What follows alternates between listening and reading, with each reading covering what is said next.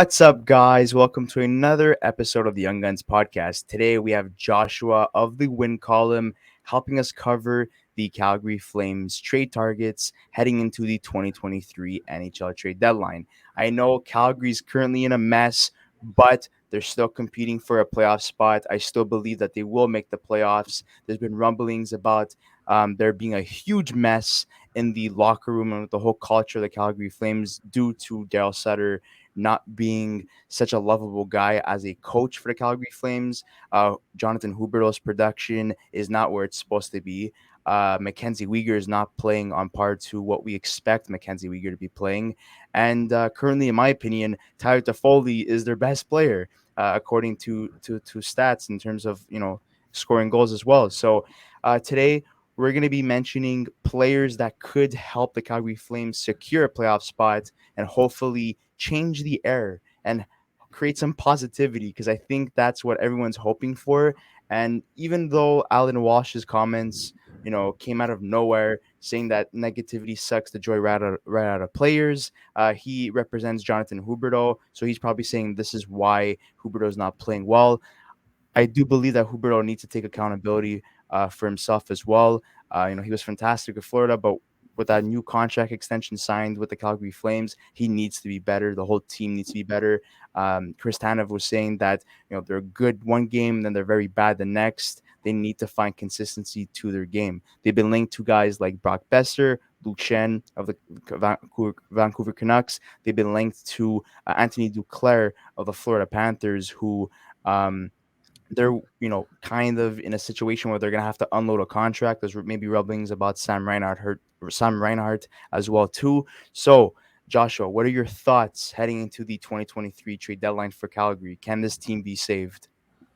Yeah, I think, like you said, they're kind of in a bit of a mess right now, a bit of a tough spot. After the offseason, I think most people predicted they'd be, contending for tops in their division, and they're sitting now, outside the wild card spot. So I think at this point, it's kind of a tough spot to be in, where you're kind of still trying to decide, should we be buyers, should we be sellers? On one hand, the team's built to win now. The age of their contracts and guys like Huberdeau and Tanev and Markstrom, like, that's reason to go all in. But on the other hand, like, even if they went all in and added, like you said, a Boeser or someone like that, would that even get them into the playoffs? And would that even get them anywhere once they're into the playoffs? And, would it be worth giving up assets like that for someone when this team maybe isn't really at the point where they're even close to contending right now? Well, I think one of the things too is that, look, I think Calgary was one of those teams last year that they were that team that everybody thought could go far. They had a really good regular season last year. They went into the playoffs. They ended up playing a good Dallas team. They beat them in 7, although they struggled with it. And then afterwards, they were eliminated. But I think one of the things that I think people need to, take into consideration is that Calgary still got a good team on paper. I mean, Nazem Kadri, who they added during the offseason, Jonathan Huberdeau, Andrew Mangiapane, Elias Lindholm, Tyler Toffoli, like, these are all guys that are, top 6 caliber players that could be playing in the top 6. And I think that, they've underperformed this year in the sense that the team as a whole has underperformed. Jonathan Huberdeau is having one of the worst seasons he's had since his early career in Florida, so that says a lot. And I don't know if that necessarily has to do with the player himself or the coaching. I used to be a big Darryl Sutter fan. I liked him. I think he was he's a winningest coach. He's won a lot of games, both in Calgary and in LA. But I just think that, at the moment where Calgary is, I don't know if Darryl Sutter is necessarily the coach that's going to get Calgary to where they have to get to. And, I look at their team, and like I said, their forward core is good, but even their defense. Noah Hannafin's a good defenseman. Rasmus Anderson's a good defenseman. Tanev, I have no complaints about. Mackenzie Weegar, we all know how capable he is. Right there, like, just those 4 guys. I know they don't have Shillington, but those 4 guys are a solid top 4. Like, and so that's why, like, to me, I don't really understand where the issues are coming for Calgary. And I think that that's why it's more of a coaching situation rather than anything else. I think, obviously, to some extent, it's been coaching and also Jacob Markstrom not playing good hockey as well. 891 save percentage for him in 36 games this year. But, at the end of the day, like, at what point do you look at this and go, okay, maybe this is something where the players are just not, working with the coach necessarily? Because I know they don't have Shillington, but like this team should be a lot better than what they're playing at right now. And I don't know. I would say they should be buyers at the deadline just because I think they're still good enough to make the playoffs and they can still compete. But with the way Jacob Markstrom's playing and with the way, like I said, Darryl Sutter's coaching, I don't know if they get far. So I don't know how much assets you're really like. I don't know if you're willing to go all in or if you just add a small piece and see if that makes a difference, like a Duclair, let's say. Yeah, and with That in difference. terms of Calgary's situation right now, what I'm not too happy about is that they bring in so many heavy hitters, replacing guys like Johnny Gaudreau and Matthew Tkachuk, and you see those two guys flourishing on their new teams, and then you look at Calgary. Huberdeau is being paid $10.5 million. He should be first in terms of stats on Calgary right now. He only has 36 points right now. So and he's below Lindholm, Toffoli, and Kadri, which they're fantastic players, but they're not being paid $10.5 million. So obviously Huberdeau needs to step it up. And I do understand that, he played with Sasha Barkov for majority of his career, and they were a fantastic duo together. And you look at what Barkov has done for guys like Varhegi, for example, and he's such a talented player. So who can they essentially bring in? People are saying Anthony Duclair because Duclair and Huberdeau played together on the same line, and they did some wonders together. And also when Mackenzie Weegar not playing well, do they essentially bring in a defenseman maybe like Chikrin or Luke Shen to kind of take off some load off Mackenzie so he could focus more on his offensive game? They don't have that many UFAs. They have Lucic, Lewis, and Richie and Stone, and they're all decent players, but the main core is locked for the next couple of years. This is a team that needs to win now. They need to be buyers. It doesn't make any sense for them to be sellers. And for me personally, I do believe Duclair would be the ideal fit, especially if you want to kickstart a guy like Jonathan Huberdeau. But if they can get a guy like that, and Florida's like, no, we're going to compete till the end. We're going to be sticking with this team. We're not going to unload anybody. And maybe there could be some cap gymnastics done with Bill Zito and the Florida Panthers moving forward. I do believe they should target a guy like Brock Boeser, a guy who needs a change of scenery. And I do believe that him and Jonathan Huberdeau on the same line could very well work. Yeah, I think, like you mentioned, for me, Duclair, I think, is the best fit. He's got that experience with Jonathan Huberdeau, and Elliot Freeman, I think it was yesterday, even said that the Flames are looking specifically for a player to play with Huberdeau who can open up some more space for them, because that's just been an issue. He hasn't had the space that he had in Florida, and he was playing with Duclair in Florida, and he was such a perfect fit. And I think considering he's under contract for one more year, he only makes $3 million a year. Like, he's not going to count a lot against the cap. Florida's in a tight spot, like you said, so it's not like they're going to be asking a king's ransom for him. So I think Duclair really does, check all the boxes in terms of what the Flames are needing. And it's a spot where I think at this point you need to find someone to get Huberdeau going. Like you said, he's going to be paid $10.5 million starting next year for the next 8 years. And, if he doesn't get going, then it doesn't matter what else the Flames do. They're not going to go anywhere if Jonathan Huberdeau is not producing. So, whether it's coaching, he hasn't been a fit under the system or who he's played with. I think if you're going to add anyone, it needs to be someone who can help Huberdeau and play on his line and kind of create space for him and get him going, because without him, the Flames aren't going to go anywhere. Yeah, go ahead. And I agree with that to some extent too. I think that you look at Jonathan Huberdeau. Obviously, he's the guy that's going to get paid the most amount of money, right, as of next year officially. So, I think for him, like you said, you're building the team around him and Nazem Kadri and to some extent Lindholm as well. You got to find a way to get these guys going. And I think for Huberdeau, I agree to the extent that Duclair is a good fit for him. I think they did well in Florida. I think that makes the most amount of sense. The thing with Duclair is he hasn't played yet I don't think he's played, or I think he's played. If he has, he's played probably a couple of games. I haven't really paid attention to Duclair that much, but I know that he's been injured for most of the year. I think that's going to be a little bit of a concern if you're Calgary, just because you don't know what type of player you're going to get in him. But I look at Calgary here, and to me, I kind of like the perception that Chris gave, which is they're a big, heavy hitting team. They've got a lot of big guys that can throw the body. They're a scary team to play against. They have guys like Milan Lucic and stuff like that are scary players to play with. But I don't think they have and you brought up a good point, Joshua, too. It's about finding someone that can play with and open up the space for Jonathan Huberdeau. And I know that this is not necessarily a link that's really been talked about a lot. It's been someone that, has obviously been in trade rumors, but I think his asking price is too high. But I do believe a situation where, Josh Anderson could be a good fit in Calgary too. And I'm not just saying that as a Habs fan. I'm saying that because I look at Josh Anderson and the way he plays, and he's the type of guy that, can open up the game a little bit more. He can do the dirty work in the corners. And you know what? If you play him with a winger like Jonathan Huberdeau, well, it's not only that, but Josh Anderson can put the puck in the net when he hits the net. And so what I'm trying to say is that if you have a player like him playing with Huberdeau, I think it gets him going. But not only that, it allows Calgary to have a power forward essentially who is able to do the dirty work and put the puck in the net on a line with Huberdeau, and I think it can even get Josh Anderson going to some extent as well. The problem with that is his asking price is too high, so that's why I think Duclair makes more sense in terms of the fact that he's cheaper. He's also, it costs less too, but in terms of the fact that when it comes to Josh Anderson, it's just more so a situation of, he's a big player, but when he's also a guy that can put the puck in the net. He's going to score 20 goals this year most likely. He's consistently done that for years. So if you add a guy like Huberdeau to his line, I think it makes Calgary a little bit better. The problem is the asking price is astronomical, and Calgary shouldn't pay that for any player. And I highly doubt that the Habs are gonna make a third deal with the with the Calgary Flames, where Calgary's gonna have to give up another first round pick. I think the business between Montreal and Calgary is done.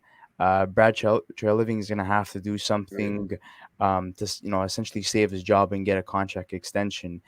Trading Mackenzie Weegar in the first year of his new contract doesn't really make any sense to me. I know Ottawa's been linked to him, but if they're gonna trade Weegar, they're gonna have to replace Weegar, and not only that, it creates another problem.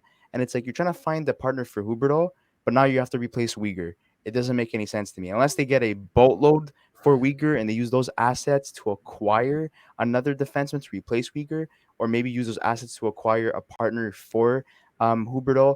It makes sense. They've also been linked to the St. Louis Blues to acquire Pariaco as well. That can make sense as well. But JVR of the Philadelphia Flyers, he's on the last year of his contract. He's currently being paid $7 million. The Philadelphia Flyers are essentially going to have to eat some cap, and I do not believe that is the right move for them. 22 points in 36 games, 9 goals and 13 assists. Yes, he was good at the start with the Philadelphia Flyers. He was good with Toronto, but he's past his prime. If you want a guy to kickstart Jonathan Huberdeau again, that is not the way to go. Yeah, I think with JVR, it's enticing. He's got that history with Kadri, obviously dating all the way back to Toronto. But yeah, like you said, he's kind of nearing the end of his career, and I think he's a UFA. There's no way the Flames, I think, would bring him back in terms of being able to afford to sign him. So I personally, I don't think the Flames should be spending on one of the top rental forwards on the market. I just don't think they're in a spot where they should be looking to give away assets when playoff spot isn't even guaranteed. Even if JVR potentially could be a fit maybe with Kadri, but I just don't see a world where the Flames should be going all in on a guy who's probably going to have some bidding war on him when they're sitting in a spot here where they don't even know if they're going to make the playoffs, which is again back to Duclair, even like Brock Boeser, like you said, like I think Brock Boeser could be had for relatively cheap just because of the season he's having, but he does have a past of being a high end goal scorer, and I think the problem with him obviously is the contract. But if you could somehow make that work, and if Vancouver for whatever reason would be able to retain something, I think Boeser could be a nice fit with Huberdeau being that natural goal scorer. But again, with the cap, that's another thing with Calgary is they're so tight with the cap because you've got Weegar's and Huberdeau's extensions kicking in after this season. So even though Lucic is coming off the books, that's going to be eaten up right away by Huberdeau and Weegar. So they're just in a really tough spot where they don't have a lot of wiggle room to make moves, but they're clearly lacking some major holes on their roster. So it's put Treliving in, against the back here where he's got to try to work some magic here like he did in the offseason and figure something out to add to this team without mortgaging the future too much and without, adding a ton of cap as well. Yeah, and Anthony Duclair has yet to play a game this season, but he's nearing a return. I would just like to mention a couple of other names. Like if we're gonna go with being conservative buyers, like you're alluding to, and not giving up too much, considering the circumstances that Calgary's essentially in. Maxim Comtois could be a good option. Tyler Bertuzzi could be another good option. Jordan Greenway could be another option. But again, with Tyler Bertuzzi, yes, he's very good, but is he going to be willing to play in Canada with the whole vaccination thing? In terms of Jordan Greenway, is that really the guy that you want to bring into your team, especially when Huberdeau needs someone a lot more skilled offensively? Maxime Comtois, he's going to be a reclamation project, essentially. Can you really guarantee that's the guy that's going to kickstart Huberdeau again? Like, there's just too many questions. You need a guy that's guaranteed going to kickstart Huberdeau. I suggest that, again, they have to narrow it down to a small list. And the guys that I do believe that they're going to target is JVR, Boeser, and Duclair. But like we all agreed here, Duclair is the right guy. But with him coming back from injury and he has yet to play a game, what type of Duclair will we get? Trading Mackenzie Weegar, forget that. I think they should wait until the offseason. I know Elliot Friedman was saying that, if they don't fail to make the playoffs, they're going to have to go into the offseason and think a lot of things over and make some very hard decisions. Like, who do we want moving forward? Do we want Sutter moving forward? Do we want Markstrom as a starter moving forward? Is Huberdeau going to stay with us? Is Mackenzie Weegar going to stay with us? They're going to have a lot of questions on hand, essentially. One of the things that I think hasn't been talked about a little bit is the fact that I know that offensively and defensively Calgary haven't been the best, and I know that affects goaltending numbers. But Dan Villers is a 901 this year, Jacob Markstrom's an 891 this year, and they have a nice goaltender in the AHL that is currently playing some really good hockey that I think should be given a shot. I'm not saying they're going to trade Markstrom, and I'm not saying they're going to trade Dan Villers either this season, but to me, I look at where Calgary is at, and I look at how good Dustin Wolf has been in the AHL, and I say to myself, I know the goaltending hasn't been the best.